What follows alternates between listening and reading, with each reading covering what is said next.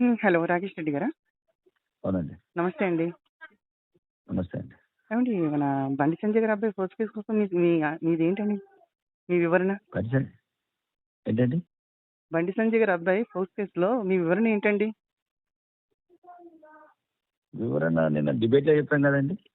Debate Congress అంటే ఇప్పుడు జనరల్గా ఏంటంటే అది ఛార్జ్ షీట్ ఇన్వెస్టిగేషన్లో ఏర్పడుతుంది. అవును. ఇన్వెస్టిగేషన్ చేయకుండా ఎట్లా చెప్పగలుగుతామండి? అంటే ఇన్వెస్టిగేట్ చేసిన పార్టీ తప్పే కాబట్టి పార్టీలో మరి ఎటువంటి క్రమశిక్షణ చర్య ఉండదండి ఆయనకి? అది అంత పెద్ద నాయకుని కాదు పార్టీ నాయకుడు కాదండి, మీరు ఒక ఎమ్మెల్యే సార్, మీరు మాట్లాడచ్చు. ఎమ్మెల్యేగా చెప్పాము. నేను రఘునందరావు గారికి ఫోన్ చేస్తే ఆయన కట్ చేసాడండి. ఎప్పుడు భయపడ్డు, అటువంటి వ్యక్తి భయపడి ఏ విషయం చెప్పకుండా కట్ చేసాడండి. అంటే మీరెవరు? మీరు? నేను ఒక సిటిజన్ అండి. నాకు నా తోటి మహిళకి ఒక అమ్మాయికి ఇలా అన్యాయం జరిగితే దాన్ని మాట్లాడే వ్యక్తులు మీరు కేంద్రంలో బలంగా ఉన్నారు సార్ కాదండి మరి? అవునండి. ఎవరి కూతురైనా ఒకటి, మీ కూతురైనా నా కూతురైనా బాధాకరం ఆ విషయం. అవును. దానివల్ల అది దాంట్లో ఎటువంటి ఇంకో రెండో సమాధానం లేదండి. సమాధానం లేదండి. ఎప్పుడు న్యాయం జరుగుతుంది? కొద్దిగా ఇప్పుడు ఏదైతే ఇప్పుడు కొన్ని ఎందుకంటే ఇప్పుడు రకరకాలు ఉంటాయండి. ఇప్పుడు అది రైటా రాంగ్ అని పోతలేము. అట్లాంటి సంఘటన జరిగితే అది తప్పే.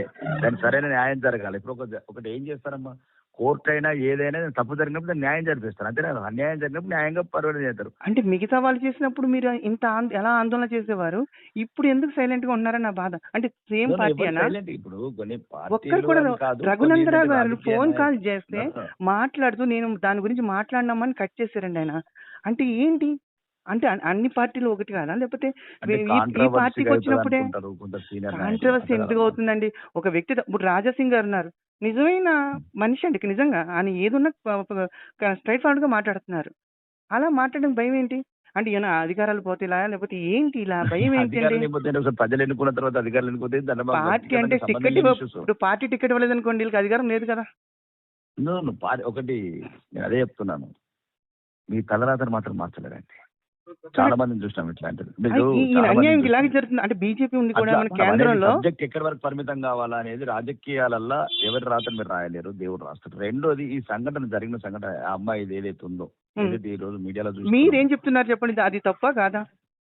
అది ఒకవేళ నిజమైతే తప్పే. అది నిజమే, పూర్తి సాక్ష్యాధారాలు అన్ని ఉన్నాయి సార్. అది నిజమే, అది నిజమే సార్. ఒక్కసారి మీరు ఎలా చేస్తారనేది వాళ్ళు ఆలోచించాలి.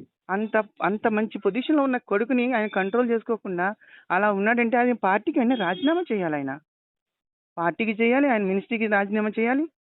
తన కొడుకునే తనకు కంట్రోల్ చేసుకోకపోతే ఇంకా మిగతా వాళ్ళు ఏం చేయగలరండి ఆయన? మనం ఏంటంటే ఇప్పుడు జరిగింది ఏంటంటే ఇప్పుడు కంప్లైంట్ ఇచ్చారు కదండి, ఎఫ్ఐఆర్ లాగిన్ అయింది కదా అక్కడ. అవునండి, నిజం ఉంది కాబట్టి ఆయన కొడుకుని తీసుకొచ్చి ఆయన కూర్చోబెట్టాలి.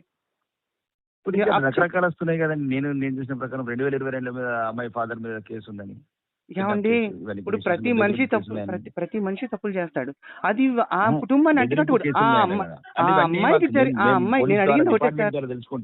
నేను ఒకటి అడిగింది, అమ్మాయికి అన్యాయం జరిగింది. నేను అనేది అదేనండి, అమ్మాయికి అన్యాయం. ఫాదర్ బ్లాక్ టికెట్లు అమ్ముకుంటాడా అని అనేది ఏంటంటే, ఫాదర్ బ్లాక్ టికెట్లు అమ్ముకుంటాడా, ఏం చేస్తున్నాడు, కుటుంబాన్ని పోషించుకుంటున్నాడు, అది అనవసరం. కానీ ఈ అమ్మాయికి అన్యాయం జరిగిందా లేదా, అదే కదా నేను అడిగేది. దానికోసం ఎవరు రావట్లేదు, ఎందుకు రావట్లేదు ముందుకి? అరుణ్ గారు ఫోన్ చేస్తే అరుణ్ గారి ఫోన్ పనిచేయదు, రఘునందన్ గారు చెప్తే నేను మాట్లాడినమ్మా అని దానికోసం భయపడండి. ఆయన ఎప్పుడు నేను చూడలేదు ఆయన భయపడ్డం, ఇదే ఫస్ట్ టైం. ఆయన భయపడ్డాడు, మీరు ఒక్కరే ధైర్యంగా మాట్లాడుతున్నారు సార్. భయపడటం మేము ఉండదండి. లేదు సార్, ఆయన సమాధానం చెప్పలేకపోయింది. ఏదైనా ఇప్పుడు రాజకీయంగా ఏదైనా ఉద్దేశాలు ఆపాదిస్తారేమో, పార్టీలు అంతర్గతంగా ఏదో కావాలని మాట్లాడారేమో, ఇట్లా ఉంటాయమ్మా. మీరు మాట్లాడాల్సింది, మీరు ఆ ప్లేస్ లో రఘునందన్ రావు ప్లేస్ లో ఉంటే మీరు ఏ రకంగా ఆలోచిస్తారో చెప్పలేను. కానీ ఏ రకంగా ఉన్నా తప్పుని ఖండించాలి కదా సార్. ఇప్పుడు ఒకటే చెప్పామండి. ఇప్పుడు మొన్న ఎవరో కాంగ్రెస్ నుంచి రామ్మోహన్ రెడ్డి నేను డిబేట్ లో నిన్న సాయంత్రం చూసాను. ఒకవేళ దీని గురించి అనవసరంగా టీవీలలో కూడా చిన్నపిల్లల విషయం చర్చ ఎక్కువ జరగదు. ఏదైనా ఉంటే చర్చ జరగద్దు. అదే మిగతా వాళ్ళు ఎవరైనా చేస్తుంటే ఇది మీరు ఏ రకంగా చర్చకి బయట తీసుకురండి? ఎంత రోడ్ ఎక్కుతారు, ఎంత గందరగోళం చేస్తారు.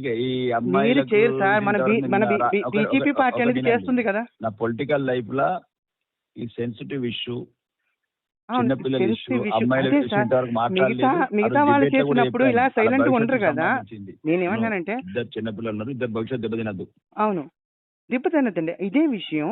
మిగతా వాళ్ళు ఎవరైనా చేస్తుంటే మీరు ఈ పార్టీకి బీజేపీ పార్టీ ఎంత చేసినో అది ఇప్పుడు ఎందుకు చేయట్లేదని బాధపడుతున్నాను నేను, అంతేనండి. నిజమే, మీరు బాధపడ్డదంటే అర్థం ఉంది. ఆ రోజు మేము ఇద్దరం అయితే కాంగ్రెస్ నుంచి, నేను బీజేపీ నుంచి ఇద్దరం డిబేట్ లో పార్టిసిపేట్ చేసాం. డిబేట్ క్లియర్ గా చెప్పాం. కానీ రామ్మోహన్ నాకు రెడ్డి అంటే హాస్యాస్పదం అంటే ఏంటంటే రఘునందన్ గారు సమాధానం చెప్పకుండా ఫోన్ కట్ చేయడం పెద్ద హాస్యాస్పదం అండి. నిజాన్ని కూడా ఆయన చెప్పకుండా తన పార్టీ ఆ కోసం సమస్య గురించి కాదండి. మళ్ళీ అదేనండి, ఆ ఏదైనా సమస్య గురించి కాదు. ఆ లేదు. పిల్లకి అన్యాయం జరిగింది కానీ మీరు న్యాయం చేసి పెడతానని ఒక మాట ఇవ్వండి చాలు మాకు.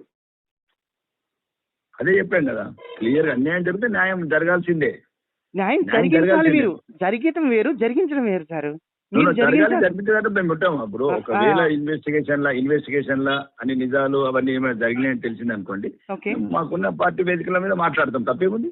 అదే కావాలండి, ఆ మాట మీద నిలబడండి సార్. Thank you sir. తప్పదు. ఓకే.